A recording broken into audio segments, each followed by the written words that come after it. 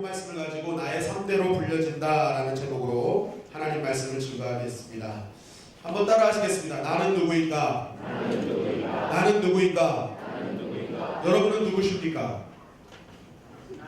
한 단어로 표현한다면 나입니까? 네. 우리는 몇 주 전에 이 믿음이라는 이 추상적인 개념을 이렇게 구체적인 어떤 단어로 바꿀 때 우리가 더 선명한 신앙을 살 수 있음을 말씀드렸습니다.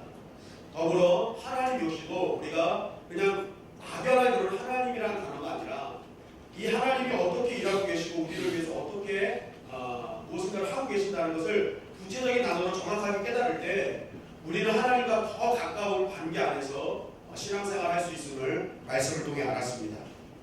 그때 드렸던 말씀이 요한복음 15장 1절 말씀입니다. 우리 다 같이 읽겠습니다. 시작. 나는 참 포도나무요 내 아버지는 농부라. 네. 예수님께서 말씀하십니다. 나는 나무고 내 아버지는 농부다. 즉 예수님의 이 말씀의 핵심은 우리가 믿는 하나님은 우리에게 어떤 분으로 오시느냐? 농부로서 오신다는 거예요. 농부로서. 여러분 농부의 관심은 어디에 있습니까? 오직 열매에 있습니다. 미래의 이 농작물이 이 아름다운 열매, 풍성한 열매를 맺게 하는 것이 오직 농부의 관심이죠. 그래서 농부는 오직 이 풍성한 열매를 얻기 위해서 모든 것을 다 투자합니다. 시간과 에너지와 물질을 다 동원해서 열매를 맺기 위한 노력을 다 한다는 것이죠. 바로 농부 되신 하나님, 우리가 믿는 하나님이 농부 되신다는 것은 바로 나무이신 예수 그리스도와 나무까지 우리의 인생의 풍성한 열매를 위해서 오늘도 쉬지 않고 우리를 위해 공급해 주신다. 정말 모든 것을 다 채워주신다는 그것을 우리에게 말씀하고 계시는 것입니다. 그래서 우리는 때로는 알지 못해요. 갑자기 내가 여기서 잘 살고 있었는데 하나님 그냥 갑자기 딱 옮겨가지고 다른 데로 딱 꽂아 넣으시는 거예요. 그리고 나는 정말 이 터전이 너무 좋은데 갑자기 하나님은 내 주변을 다 흩어져 놓으시는 경우도 있습니다. 우리는 나뭇가지이기 때문에 잘 알지 못하지만 농부 되신 하나님은 잘 알고 계시는 거예요. 내가 계속 이 자리에 있으면 죽기 때문에 하나님은 건져서 옮겨 놓으시는 거예요. 내가 지금 이 토양에 있으면 죽기 때문에 하나님은 흙가리를 하서라도 나를 지키시는 것입니다. 풍성한 열매를 맺기 위해서. 그래서 여러분 참 믿음은요 바로 이 농부 되신 하나님을 믿는 것이죠. 그리고 이 농부 되신 하나님을 믿는 사람은요 어떤 상황 속에서도 절대로 믿음이 흔들리지 않게 되는 것입니다. 왜 그렇습니까? 하나님은 어떤 상황이지만 이 어렵고 힘든 상황이지만 이 역시도 농부 되신 하나님께서 나에게 풍성한 열매를 주시고자 하는 과정임을 믿기에 나는 어떤 상황 속에서도 끝까지 예수님께 붙어있는 인생을 살아갈 수 있는 것입니다. 결국 우리가 믿음이라는 것은 이렇게 하나님이라는 어떤 추상적인 개념을 구체적인 단어로 딱 정립했을 때 우리는 좀 더 하나님께 긴밀히 다가갈 수 있고 정말 어떤 상황에서도 올바른 믿음으로 하나님께 영광을 돌릴 수 있는 것입니다. 여러분 이것은 믿음과 하나님뿐만이 아닙니다. 바로 우리 각자 내 자신 역시도 내가 구체적인 나의 어떠한 단어로 평가되어질 때 우리는 그것을 깨닫고 있을 때 우리는 좀 더 하나님께 싱싱한 믿음으로 또한 하나님과 올바른 관계 안에서 아름다운 신앙으로 영광 돌릴 수 있는 것입니다. 여러분 우리가 우리 주변에 굉장히 친한 사람들, 관계를 맺고 있는 사람들 대부분은 별로 친하지 않는 사람들은 그냥 이름으로 알게 되지만 사실 굉장히 긴밀한 관계를 맺고 있는 사람들은 애칭을 사용합니다. 그죠? 애칭. 여러분 한번 주변에 한번 여러분들의 가장 긴밀한 관계를 맺고 있는 사람의 그런 애칭을 한번 생각해 보세요. 핸드폰이나 이런 게 남편도 원수로 돼 있고 삼식이로 돼 있고 이러잖아요. 그런 것과 같죠. 나랑 가장 가까이 있는 사람들은 항상 긴밀한 관계를 유지하는 사람들은 무언가 한 단어로 그 사람을 평가합니다. 그 사람과 함께 지냈던 시간들, 그 사람의 삶의 모습들, 또 나와 함께한 추억들을 기억하면서 그 사람을 한 가지로 평가하죠. 한 단어로 딱 요약해 놓습니다. 저도 그래서 지금 생각나는 사람이 있었는데 애칭이 있는데 M&M즈입니다. M&M즈가 뭐예요? 초콜릿이잖아요. 그럼 그 사람이 나한테 달콤한 인생을 허락했냐? 그게 아니라 마이크로 마인드라는 것이죠. 마음이 좁은 사람. 네. 그 사람 생각하니까 이 사람은 마이크로 마인드. 이런 어떤 그런 한 단어로 이게 평가가 되죠. 그 사람의 인생을. 그런데 여러분 이것은 그 사람뿐만이 아니라 나도 마찬가지입니다. 내가 누군가를 그렇게 평가하듯이 다른 사람 역시도 나를 그렇게 평가하고 있다는 거예요. 여러분은 어떻게 평가되어지고 있다고 생각하십니까? 어떻게 불려지고 있다고 생각하십니까? 나는 알지 못하지만 주변 사람들은 각자 자신이 기억하는 나의 삶, 나의 추억에 따라서 다르게 불려지고 있을 것입니다. 그래서 저는 한번 기억을 되돌아 봤습니다. 나는 어떻게 불려졌지? 어떻게 불려졌지 했더니 딱 세 가지로 요약이 됐습니다. 첫째는 강철수염, 두 번째는 모기지옥, 세 번째는 전신갑주. 네. 이 강철수염은 군대에서 지어진 별명인데요. 제가 수염이 이렇게 많이 납니다. 하루만 안 길러도 수염이 굉장히 많이 나는데 또 이게 굉장히 셉니다. 그래서 제 동기를 한번 수염으로 긁었더니 얼굴에서 이만큼이 피가 나더라고요. 그래가지고 그때부터 제 별명이 강철수염이 됐습니다. 그리고 모기지옥은요, 제가 자고 일어났더니 모기 한 마리가 제 다리 털에 얽매여가지고 말라 죽어 있는 것을 발견했어요. 그래가지고 제가 털이 좀 많거든요. 그래가지고 그때부터 그 현장을 목격한 사람들이 너는 모기지옥이다. 그래서 모기지옥이라고 했어요. 그래서 근데 제가 약간 목사로서 좀 반갑지 않은 별명이에요. 모기지옥이 뭡니까? 모기천국이면 몰라요. 그냥 지옥이에요, 지옥. 근데 마지막으로 제가 또 이제 전신갑주라는 별명을 얻었는데 이게 뭐냐면 학교 이제 선배님이 그 강화도에서 목회를 하고 계셨는데 하루는 이 농화를 오라는 겁니다. 우리 후배 전도사들을 다 불러가지고 야 너희들 농화 와. 우리 교회 성도님 중에 일손이 없어. 와가지고 우리 오리농법으로 이게 농작물을 재배하는 분이 있는데 와서 좀 피를 좀 뽑아줘 그러시는 거예요. 그래가지고 많은 전도사들 동기들을 모아가지고 이렇게 갔습니다. 갔는데 이제 그때부터 이제 오리농법이 뭐냐면 이제 오리를 물에다 풀어가지고 물이 떠다니면서 이렇게 잡아먹게 하고 막 이렇게 하는 거거든요. 비료 같은 거 아니고 오리가 막 이렇게 하는 거예요. 근데 그 오리가 물에 떠다니면서 이제 많은 비료를 생산하잖아요. 뭐 이렇게 소변도 넣고 내면 이렇게 하고. 근데 이제 그 안에 들어가서 이제 피를 다 뽑는 거예요. 피를 뽑고 나왔는데 하루가 지났어요. 그런데 이 주변에 있는 모든 전도사들 몸에 똥독이 오는 거예요. 다 온몸에. 근데 그 많은 사람들 중에 저만 똥독이 안 올랐습니다. 그래가지고 저를 보더니 이 친구들이 야 너는 전신갑주야. 어떤 상황 속에서 너를 지키시는구나. 그래서 전신갑주가 된 적이 있었습니다. 전신갑주. 이처럼 우리의 그 사람을 어떤 게 표현할 때 사실은 어떤 없는 것으로 표현하는 것이 아니라 그 사람의 어떤 삶, 또 함께했던 추억을 가지고 우리가 각자 개인마다 이 다른 사람의 어떤 그런 한 단어로 그런 사람을 기억하고 표현하는 것이 바로 우리의 삶이라는 것이죠. 그런데 중요한 것은 무엇입니까? 이거는 우리의 삶뿐만이 아니라 하나님도 마찬가지시라는 거예요. 하나님도 하나님과 관계를 맺고 있는 모든 사람들을 보실 때마다 그 사람의 삶과 그 사람과 함께한 추억을 통해서 하나님 그 사람을 한 단어로 막 길게 표현하시는 것이 아니라 단 한 단어, 한 문장으로 표현하고 계시다는 거예요. 사도행전 13장 22절 말씀입니다.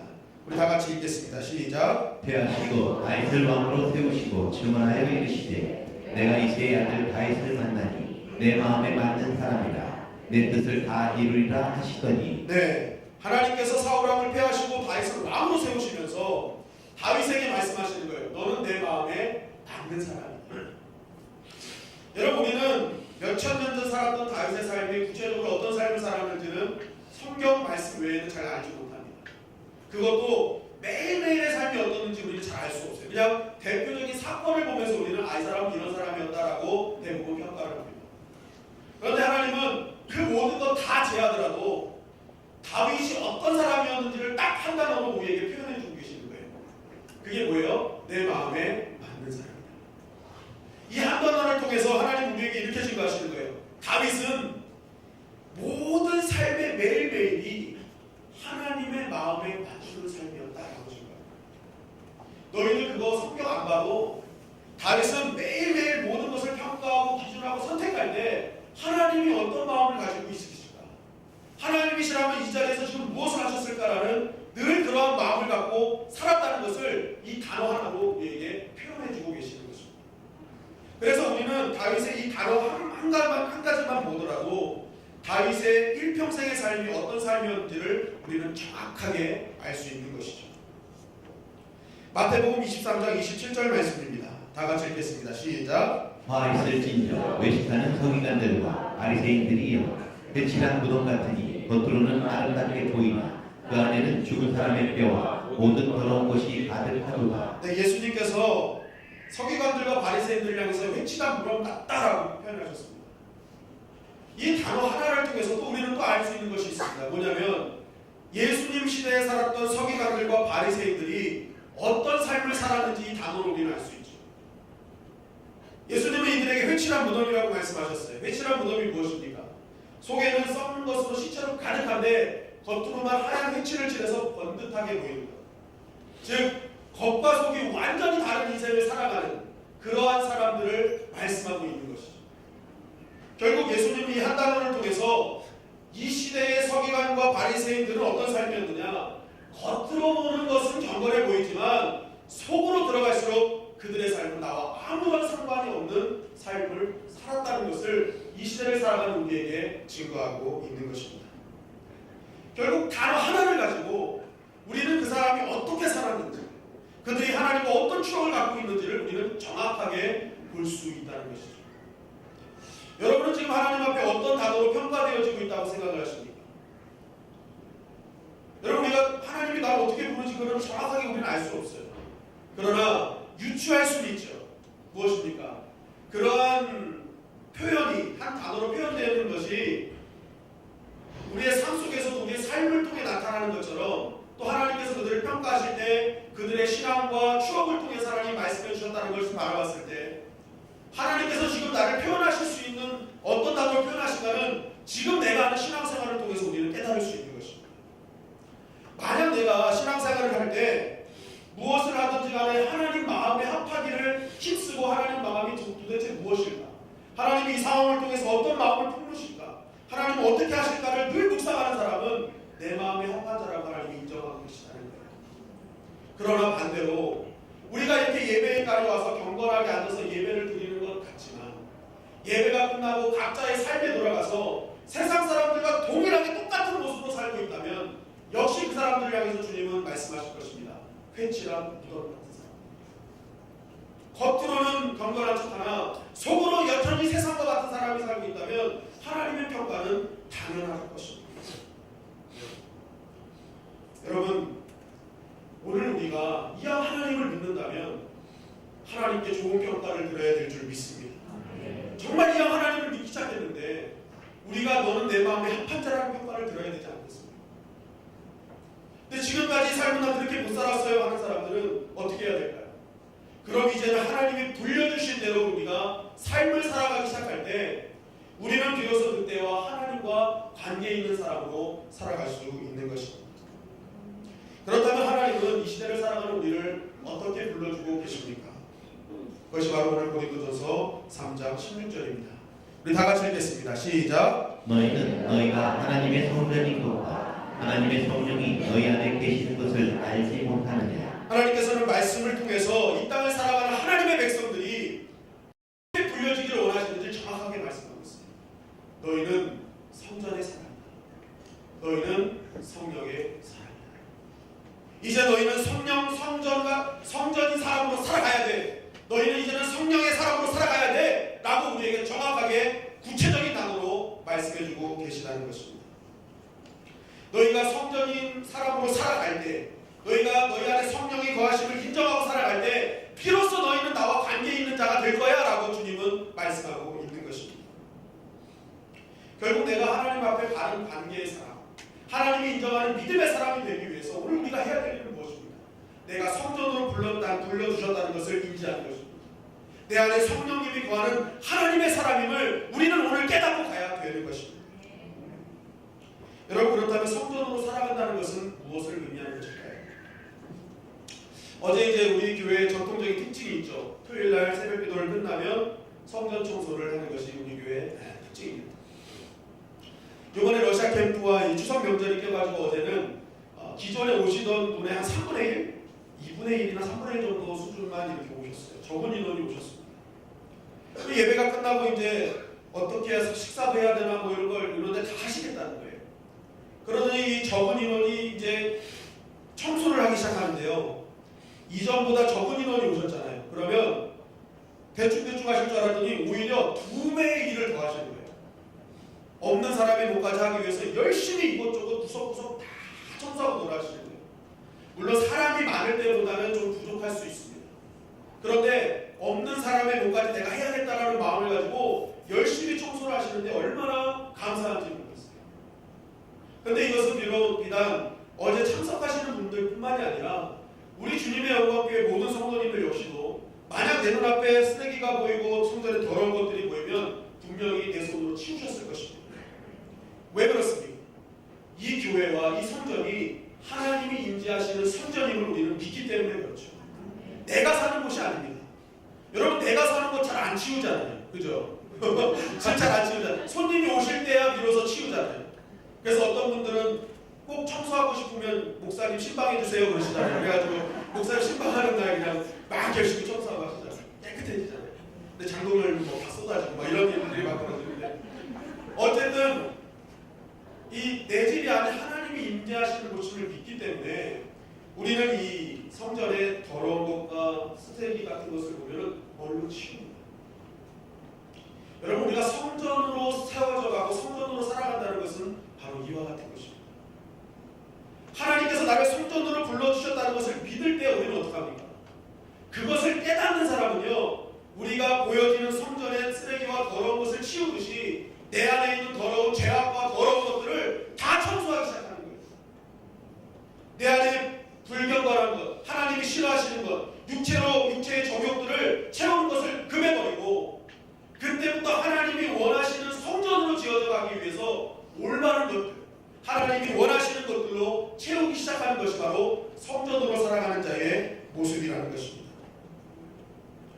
그런데 만약 내가 나의 몸을 함부로 하거나 아직도 내가 세상의 육체의 정욕만을 채우고 세상 것만으로 가지고 나를 채우고 있다면 그 사람은 어떤 사람입니까?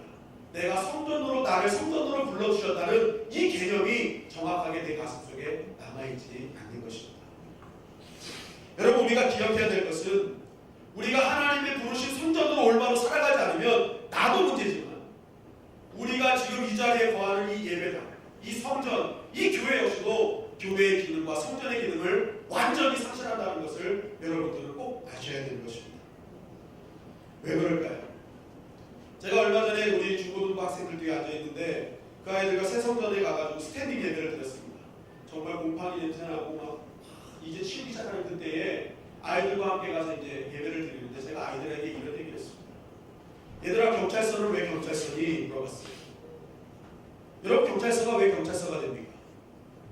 그냥 똑같은 건물인데 다 나눠져 있어요. 건물인데 하나는 경찰서예요. 왜 그렇습니까? 그 안에는 경찰들이 있기 때문에 그렇습니다. 여러분, 또 돌아가는 건물이 옆에 있는데요, 거기는 소방서예요. 왜 소방서가 됩니까? 그 안에는 소방관들이 있기 때문에 그렇습니다. 그 안에서 어떤 일을 하고 어떤 사람들이 주력으로 있느냐에 따라서 똑같은 건물이지만 의미는 완전히 달라진다는 것이죠. 여러분, 우리가 보여지는 교회, 이 보여지는 성전이 왜 성전이 되어집니까? 뒤에 십자가 따라서 이곳이 성전이 되어집니까? 그렇지 않죠. 하나님께서 불러주신 성전, 우리 각자를 성전으로 불러주셨잖아요. 성전으로 불러주신 이 한 사람 한 사람들이 모여 있기 때문에 여기가 성전이 되는 것이죠. 여러분, 우리가 여기 없으면, 성전자들이 없으면 그냥 건물일 뿐이에요. 건물일 뿐이에요. 그런데 보십시오. 성전인 사람들이 모여서 성전이 된다고 했을 때 성전으로 불러주신 우리가 성전의 기능을 하지 못한다면, 바람직한 성전으로 세워지지 않고 있다면 그 사람들은 아무리 모여봤자 그 교회는 교회다운 기능을 완전히 상실할 수밖에 없는 것입니다. 여러분, 새 성전이 지어지고 있습니다. 여러분, 우리가 아무리 성전이 아름답게 지어져도 지금 성전으로 불러주신 우리 한 사람 한 사람이 하나님이 원하시는 성전으로 지어져 가지 않는다면, 그리고 그렇게 노력하지 않는다면 아무리 좋은 것으로 지어도 들어갈지언정 그곳은 성전으로서의 기능을 완전히 상실할 수밖에 없는 것입니다. 그것은 그냥 성전이 아니라 경문고등학교 맞은편 노란 건물 왕실 예식장일 뿐입니다. 여기도 하나님의 영이 거하지 않고 성전이 없으면 그냥 노가리 호프입니다. 노가리 호프. 그런 거예요. 그냥 건물이에요. 오늘날 교회다운 교회가 사라져간다 얘기합니다. 성전다운 성전이 없어진다고 얘기합니다. 예배다운 예배가 사라져간다고 얘기합니다.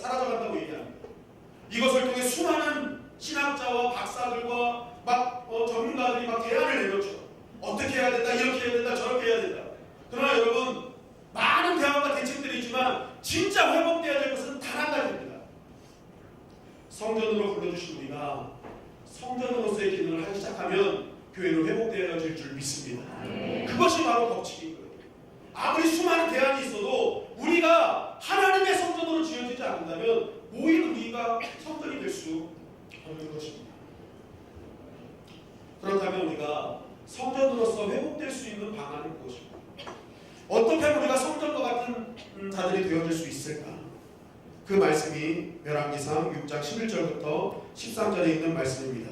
우리 다 같이 한번 읽겠습니다. 시작. 여호와의 말씀이 솔로몬에게 임하여 이르시되 내가 지금 이 성전을 건축하니 내가 만일 내 법도를 따르며 내 율례를 행하며 내 모든 계명을 지켜 그대로 행하면 내가 내 아버지 다윗에게 한 말을 내게 확실히 이룰 것이요 내가 또한 이스라엘 자손 가운데 거하며 내 백성 이스라엘을 버리지 아니하리라 하셨더라. 아멘.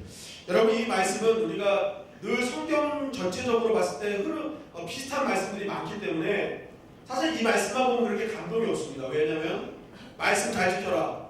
그러면 내가 너 함께 할 것이다. 말씀 순종해라. 그럼 내가 너 함께 할 것이다. 이런 말씀 우리 늘 들어왔어요.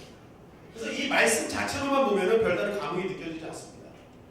그러나 우리가 이 말씀을 언제 주셨는지를 정확하게 알면 이 말씀이 의미하는 바가 새롭게 다가올 수 있어요.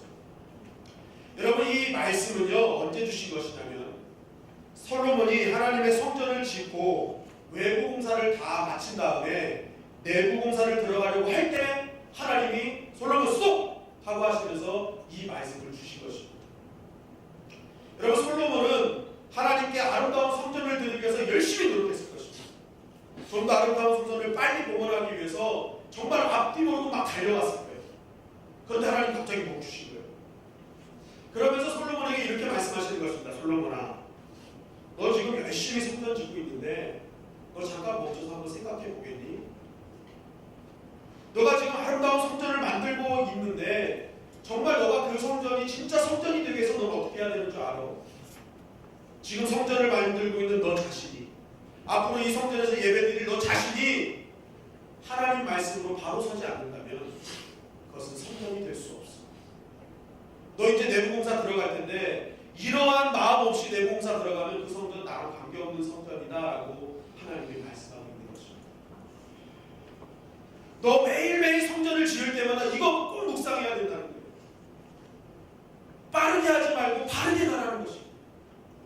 그럴 때 내가 정말 원하는 하나님이 임재하시는 성전이 될 수 있음을 하나님은 솔로몬에게 정확하게 말씀하고 있는 것입니다. 여러분, 오늘 우리는 이 말씀 통해서 너무나 중요한 진리를 깨닫죠. 내가 정말 하나님께서 원하시는 성전으로 내 자신이 지어져 가기 위해서 정말 해야 될 일은 무엇입니까? 우리 자꾸만 복잡하게 생각합니다. 신앙을 이거 해라 저거 해라 이거 해야 된다 저거 해야 된다 생각해요. 그러나 하나님이 원하시는 진정한 성전으로 지어가는 모습은 멈추는 것입니다. 내가 열심히 지나갔던 달려왔던 수갑기 흘러왔던 신앙생활 삶의 생활을 잠깐 멈추고 지금 내가 가는 길이 하나님이 원하시는 길인지 하나님이 기뻐하시는 모습인지를 묵상하라는 것입니다. 그래서 혹시라도 내 길이 틀어졌다면 다시 한번 하나님 앞에 초점을 맞추고 하나님 앞에 말씀에 초점을 맞추고 우리가 그 삶을 향해서 나아갈 때에 비로소 우리는 하나님이 원하시는 성전으로 지어져 갈 수 있는 것입니다. 여러분, 솔로몬이 얼마나 열심히 했겠습니까? 정말 이제 내부공사만 끝나면 다 되는 거였어요. 그런데 하나님은 멈추라는 거예요. 늦어도 괜찮다는 것입니다. 보여지는 그 건물 화려함이 중요한 것이 아니라 예배를 드리려고 하는 너가 중요한 것입니다. 여러분, 지금 우리는 새 성전의 입장을 앞에 두고 있습니다. 이제 주일로 따지면 이틀이면 들어갑니다. 하루면 다음 주면 들어가죠. 하루입니다. 얼마 남지 않은 기간이지만 우리가 정말 이 시간에 해야 될 일은 무엇입니까? 멈추는 것입니다. 이 보여지는 성전, 지어져가는 성전을 보면서 어떤 분은 빨리 들어가고 싶으실 거예요. 조금이라도 빨리 하나님께 이 성전이 복원되기를 원하실 것입니다. 그러나 아무리 급하더라도 우리가 오늘 해야 될 일은 멈춰야 됩니다. 이 예배를 통해 멈추는 것입니다. 그리고 나는 저 성전을 위해서 나는 올바른 성전으로 지어져가고 있는지를 묵상하는 것입니다. 성전을 보면서 나는 저 성전을 위해서 내가 무엇을 했는지를 묵상해야 됩니다. 그리고 앞으로 저 지어지는 성전을 위해 나는 무엇을 할 것인지를 묵상해야 되는 것입니다. 정말 이 많은 교회가 하나 더 세워지는 게 중요한 것이 아닙니다. 이 많은 교회 안에서 정말 우리 주님의 영광교회가 교회답고 성전다운 역할을 할 수 있는지를 우리는 묵상해야 된다는 것입니다. 과연 얼마나 그러한 것들을 우리는 생각하고 나아가고 있습니까? 여러분, 성전은 인테리어로 되는 것이 아닙니다. 하나님께 부름받은 믿음의 백성들이 하나님의 성전으로 온전히 지어져 가기 시작할 때 그 성전은 비로소 진정한 성전이 될 수 있는 것입니다. 그래서 많은 사람들이 얘기하죠. 신앙은 빠르게 가는 것이 아니라 어떻게 해요? 바르게 가는 것이다. 저는 오늘 이 예배를 통해 우리가 좀 멈추기를 원합니다. 하나님이 이 예배를 허락하신 게 뭐예요? 쉬라는 거예요. 좀 쉬어봐라. 그리고 지금 내가 너에게 원하는 것이 무엇인지 좀 들어봐라. 그죠? 하나님께서 우리 주님의 영광교회를 사랑하사 또 오늘 저녁부터 정말 지금 이 시대를 이끌어가는 우리 김미진 간사님을 통해서 또 재정 동의를 했게 하셨습니다. 제가 들은 얘기로는 이분은요, 보통 부흥의 강사님들은 어딜 가면 이렇게 최고급으로 대접을 받죠. 이분은 딱 선포를 하셨대요. 금식하겠다. 금식하겠다. 저는 그 얘기를 들으면서 감동이 오더라고요. 벌써 감동이 와요. 왜냐하면 한번 보십시오. 강사님이 금식하면서 준비하겠다는 것은 난 이제 멈추겠다는, 세상의 공급을 멈추겠다는, 그리고 누구한테 공급받겠다는 거예요? 하나님께 공급받겠다. 그 얘기를 듣는 순간부터 저는 그때부터 이런 기도를 했습니다. 하나님, 김미진 강사님이 전국에 많은 교회를 다녔을 텐데 그때마다 동일한 말씀이 증거되지 않거든요. 목사들은 이제 강사들은요, 성령의 감동에 따라 그날 메시지가 달라질 수 있습니다. 그런데 저는 그런 기도 했어요. 하나님, 온 전국에 있는 교회들을 다니면서 가장 좋았던 말씀, 가장 엑기스되는 말씀만 우리 교회에 선포되게 하여 주시옵소서. 그렇게 기도했습니다. 여러분, 오늘 이 시간에 올 때 그냥 오셔야겠습니까? 아니에요. 이렇게 귀하게 준비된 이 자리에 여러분 혼자 오시면 안 돼요. 엄청난 은혜의 시간이 될 줄 믿습니다. 왜냐하면 강사님부터 멈추잖아요. 세상의 공급을 멈추고 하나님의 공급받기를 원하잖아요. 여러분, 우리 말씀을 듣는 자들도 동일한 은혜 안에 있을 때, 동일한 결단 안에 있을 때 이곳에 기적이 임하는 것입니다. 마음과 마음이 만날 때 기적이 임하는 것이죠. 열정과 열정이 만날 때 기적이 만나는 것입니다. 근데 저는 어떻게 목을 잡은 건지 모르겠어요. 제가 아침부터 안 먹고 와가지고 그리고 근데 어쨌든 저도 노력해보겠습니다. 노력해볼 텐데, 여러분, 그러한 멈춤의 시간, 그 멈춤의 시간을 통해서 하나님이 나에게 주시는 유일한 하나님 나를 향한 그 말씀을 듣기 시작할 때 우리는 성전이 되어져 가는 것입니다.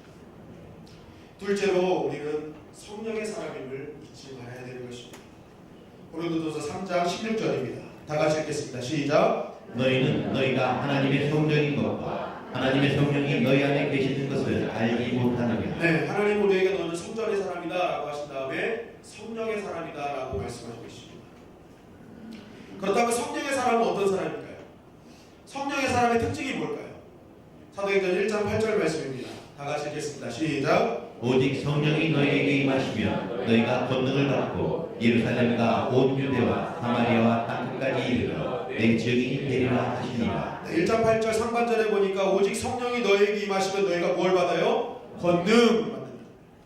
그러니까 성령의 사람이다. 너희가 성령의 사람이다 인정하시는 것은 너희는 권능의 사람이다 라고 말씀하십니다. 그런데 이 권능이 무슨 말이냐면 원어로 두나미스라는 단어. 이게 다이너마이트의 원어인데요. 이것은 그냥 인간계에서 사용하는 힘과 능력을 사용하는 것이 아니라 신적인 능력을 뜻하는 것입니다. 성령은 우리가 권능을 받는데 인간계 수준의 능력이 아니라 신적인 능력을 부어받았다는 것을 의미하는 것이죠. 너희는 이제 성령의 사람이야. 너희는 신적인 능력을 부여받은 사람이야 라고 주님 말씀하시는 거예요.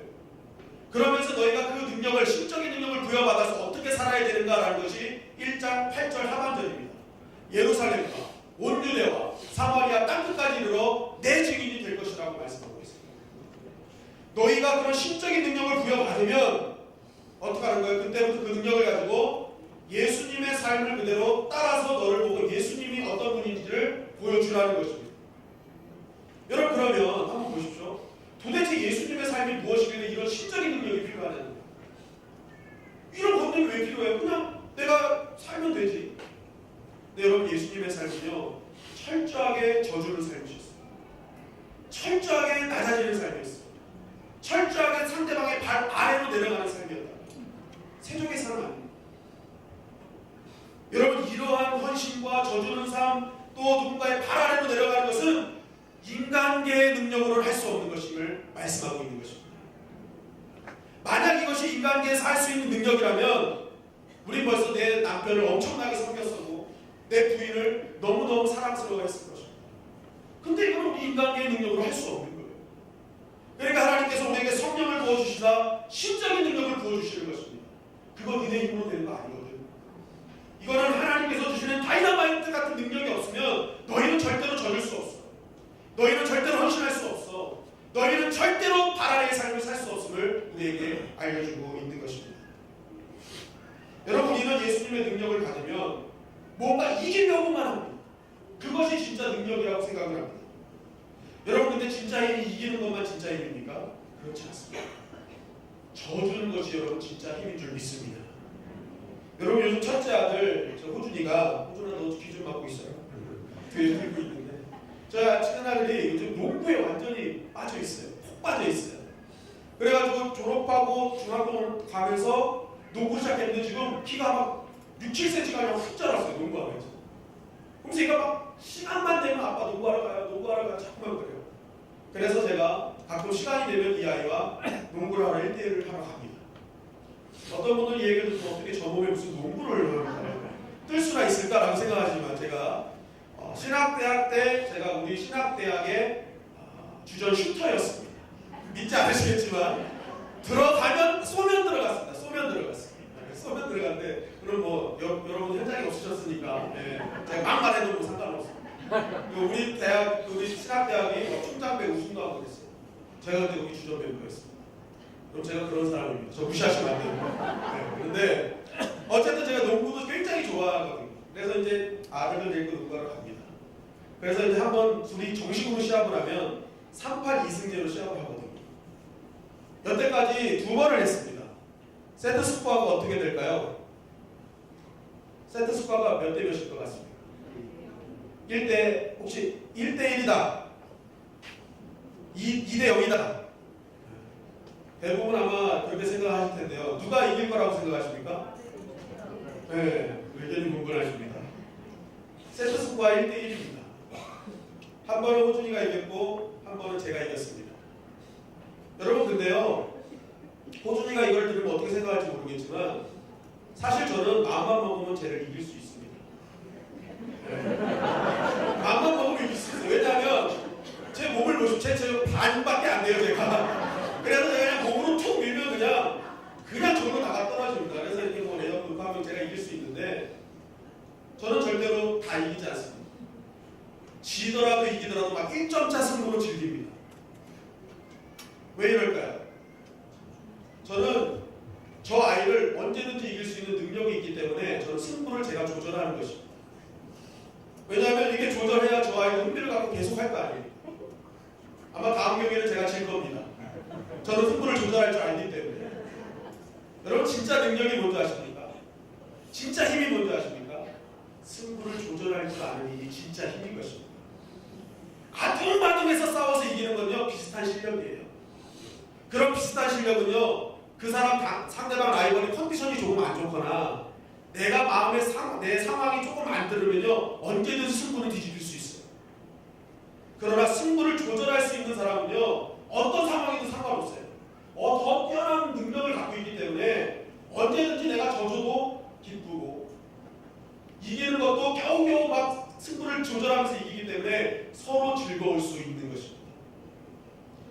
그럼 성령의 능력이라는 것이 바로 이것입니다. 신적인 능력을 갖고 있는 것이 바로 이것입니다. 신적인 능력을 갖고 있는 사람은요, 신앙생활 안에서 조절을 합니다. 내가 이길 수 있는데도 져주는 거예요. 그런데 어떤 사람은 신앙생활을 승부사처럼 하는 사람이 있어요. 내가 너만큼은 이긴다. 그죠? 어떤 상황 속에서 내가 너만큼은 밟고 일어선다라는 어떤 그러한 세상적인 논리로 신앙생활하는 분들이 있다. 그런 사람은 여러분 성령의 능력을 갖고 있는 것입니다. 내 힘으로 하는 것입니다. 그러나 진짜 성령의 능력은요, 풍성한 더 넉넉함을 갖고 있는 거예요. 그래서 주님께서 우리에게 그런 능력을 주신 이유가 무엇입니까? 그러한 넉넉함과 여유를 가지고 오늘도 안아주고 감싸주라는 거예요. 저주라는 것입니다. 그럴 때 어떻게 될까요? 예수 그리스도가 나타날 수 있는 것입니다. 근데 어떤 사람이 이 능력을 가지고 이기려고 하는 거죠. 이것은 어른이 아이를 자꾸만 이기려고 하는 것과 똑같은 것입니다. 그 인생은 볼품없는 인생이 되는 것이죠. 여러분, 어른은요, 어른이 가진 힘으로 나보다 낮고 나보다 힘없는 사람들을 감싸주고 도와주고 안아주고 이해할 때 어른으로 인정받는 것입니다. 근데 어른이 가진 힘으로 자꾸만 누르려 하고 자신이 가진 힘으로 자꾸만 누르려 하니까 그 인생이 인정받지 못하는 것이죠. 여러분, 백설공주의 계모가 실패한 이유가 바로 여기 있었어요. 백설공주의 계모는 어른이었고 왕비였어요. 모든 것을 다 갖고 있었어요.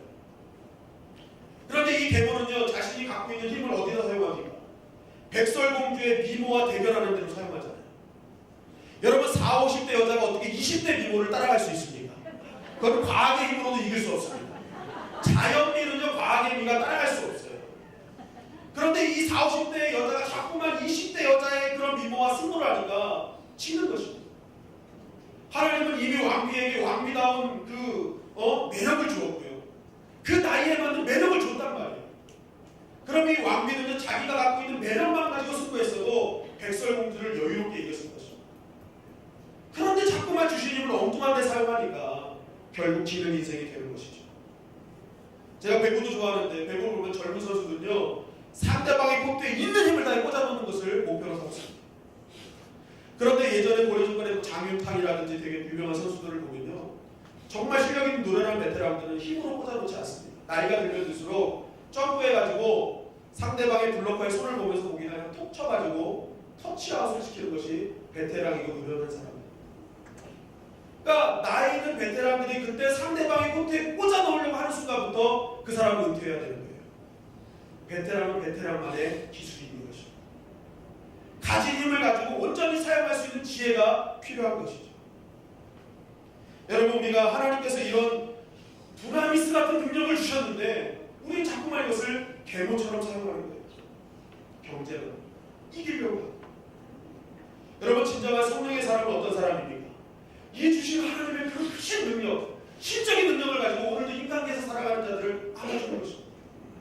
그래서 그러한 넓은 사랑과 그런 이해를 보면서, 우리를 보면서 그 안에서 예수 그리스도를 발견하게 만드는 것, 그것이 바로 두나미스를 가진 사람들의 모습인 것입니다. 여러분, 성경에서 성령 받은 사람들 한번 가만히 보십시오. 그들은 기도만 하면 죽은 자가 살아났고 앉은 자가 일어나고 눈먼 자가 눈을 떴습니다. 어마어마한 능력들을 갖고 있었어요. 그런데 그러한 능력을 가진 그들이 이기려고 한 적이 있습니까? 삶에서 그들이 이기려고 하지 않았어요. 만나는 사람들에게 져줬습니다. 엎어졌습니다. 발 아래로 내려갔어요. 지는 삶을 살았어요. 그런데 한번 지금 2000년이 지난 지금 한번 되돌아보십시오. 바락바락 이기려고 했던 사람은 이름도 없습니다. 그러나 자신의 삶에서 성령의 능력을 가지고 발 아래에서 살았던 사람은 2000년이 지난 지금도 오늘 이 시대에 그들의 이름이 조명되어지고 있어요. 계속 드러나고 있다는 말입니다. 저는 근데 이긴 것입니다. 성령의 능력을 가진 사람들은 바로 이런 삶을 사는 것입니다.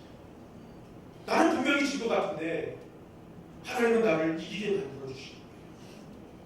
성령의 사람으로 인식하는 사람은 바로 이러한 삶을 사는 것이죠.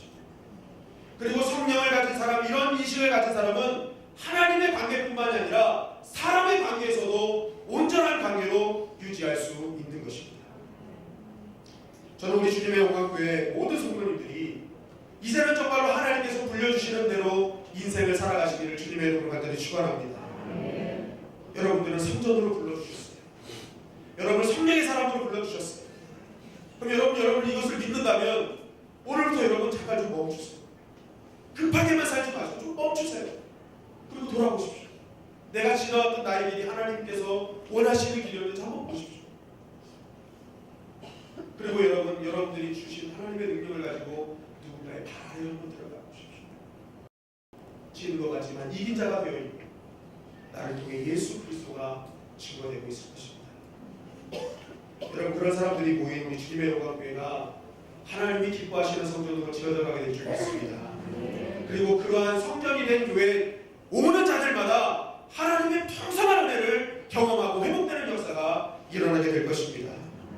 여러분, 오늘 이 말씀을 붙들고 오늘부터 이제 내가 하나님의 영이 구하는 성전임을 다시 한번 깊이 깨닫고 이제는 가던 길도 멈춰가면서 하나님의 뜻을 묻고 하나님의 길을 찾아가고 나를 통해 주신 하나님의 크신 능력, 그 은혜 안에 머무르고 더욱더 놀라우신 하나님의 역사를 내가 경험하는 저와 여러분들이 되시기를 주님의 이름으로 간절히 축원합니다.